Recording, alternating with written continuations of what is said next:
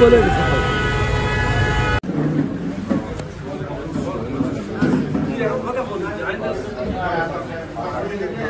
আমরা কয়েকটা গুরুত্বপূর্ণ বিষয় যেগুলি নিয়ে মানুষের মধ্যে অস্বস্তি বিরাজ করছে, সরকারও স্বস্তিতে নাই, এই বিষয়গুলি আপনাদের মাধ্যমে আমাদের যে মতামত বা পরামর্শ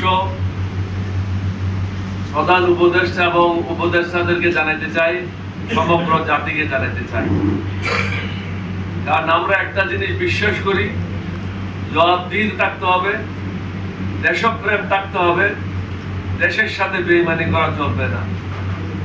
আমার ক্ষতি হতে পারে, আমার পরিবারের ক্ষতি হতে পারে, কিন্তু দেশের ক্ষতি হবে এই ধরনের কোনো কাজে এলডিপি লিপ্ত হবে না।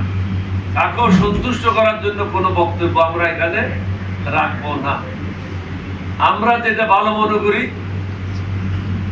আল্লাহকে হাজির নাজির করে আমরা সেই কথাগুলি আপনাদের মাধ্যমে সমগ্র জাতির কাছে তুলে ধরতে চাই। আমার বক্তব্যে যাওয়ার আগে সূরা ইব্রাহিমের 42 নম্বর আয়াত আপনাদের সম্মুখে পড়ে শোনাতে চাই। তুমি কখনো মনে করবে না যে জালিমেরা যা করে সেই বিষয়ে আল্লাহ গাফিল। নিশ্চয় এটা বুঝেছেন, কিন্তু জালিমেরা মনে করে তারা যাই করে তাদের কিছুই হবে না, কিন্তু সব শেষে জীবনের 3.5 গজ কাপড়ে প্রায় ওটাও পাওয়া যাবে কিনা তার কোনো নিশ্চয়তা নাই। কিন্তু বর্তমানে আমরা এমন অবস্থায় এসে গেছি যেখানে হারাম হালালের কোনো পার্থক্য নাই, মানুষ এবং জানোয়ারের মধ্যে কোনো পার্থক্য নাই, মনুষ্যত্ব লোপ পেয়ে গেছে। যেখানে পয়সা পাই সেখানে দৌড় দিই, দেশের কথা আমরা চিন্তা করি না। আমরা এলডিপির পক্ষ থেকে আমাদের চিন্তাধারা ভিন্ন, কারণ আমরা মুক্তিযুদ্ধ করেছি। আমরা মুক্তিযুদ্ধ করেছি আরো 50 বছর আগে। যদি এরকম লাভ চেষ্টা করতাম, আমারও 210টা ঘর গুলশনে বানানো থাকতো, আমারও কর্পোরেট হাউস থাকতো, ব্যাংক থাকতো, টেলিভিশনের মালিক হতাম। লাহানত এগুলির উপরে। যে দেশের মানুষ 2 বেলা খাইতে পারে না, সেই দেশে এই ধরনের বাহাদুরি, লাহানত তাদের উপর।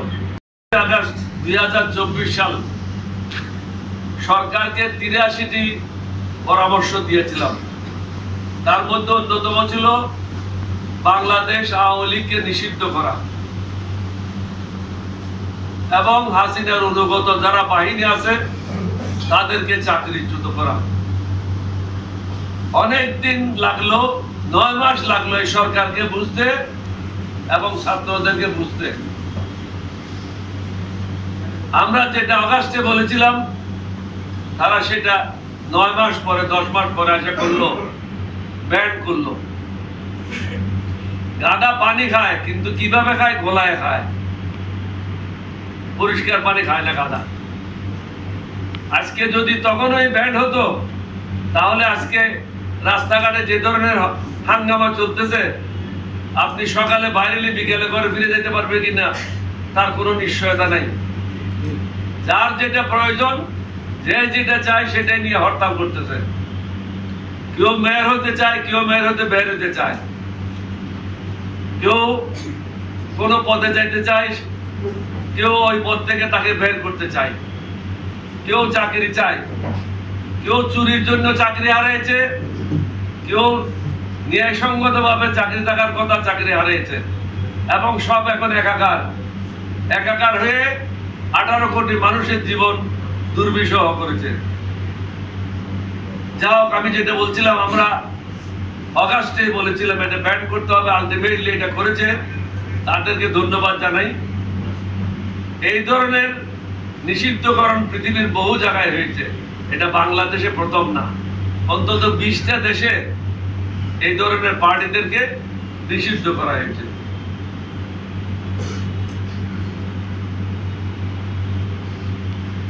ইতিমধ্যে দেশের অনেক ক্ষতি হয়েছে, তার জবাবদিহি রাজনৈতিক দল ও সরকারকে একদিন করতে হবে। কিছু কিছু রাজনৈতিক দলও আমরা যখন বলছিলাম এটা তাদের কর্মকাণ্ড বন্ধ করতে হবে, অনেকগুলি রাজনৈতিক দল আমাদের সাথে একমত হয়নি। তাদেরকেও জনগণের কাঠগড়ায় দাঁড়াইতে হবে। এমপি হওয়া, মন্ত্রী হওয়া কিছুই না, মানুষ হয়ে মৃত্যুবরণ করাটাই সবচেয়ে বড় জিনিস। কোন দেশকে আমরা শত্রু মনে, কোন দেশকে আমরা শত্রু মনে করি না। আমাদের দ্বারা কারো ক্ষতি হোক তা আমরা কামনা করি না, কারণ ইসলাম একটি সাম্য এবং শান্তির ধর্ম। কোন ধরনের অন্যায় কাজ করতে ইসলাম ধর্ম অনুমতি দেয় না। অন্যদিকে ভারতের লোকজন না, ভারত সরকার অব্যাহতভাবে 1972 সালের পর হতে এদেশের মুসলমানদের ধ্বংস করার কাজে লিপ্ত রয়েছে।